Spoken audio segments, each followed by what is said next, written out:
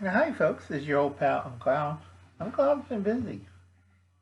And I've been growing, if you look at that, yay, a little box. I grow microgreens and sprouts in little trays. It's faster. And I got 4 of these. So this is my question. What are you doing? Catch you later, folks. And like I said, it's fairly easy to grow this. And if anybody wants to help out Heidi at Disable and Prepping, send her some radish seeds or mung beans or wheat berries. I got trays of this stuff all over the place. I don't show everything that I have up my sleeve.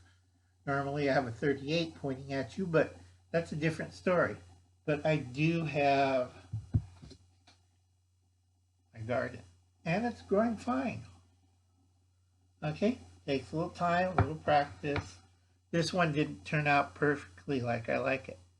So I'll catch you later, folks.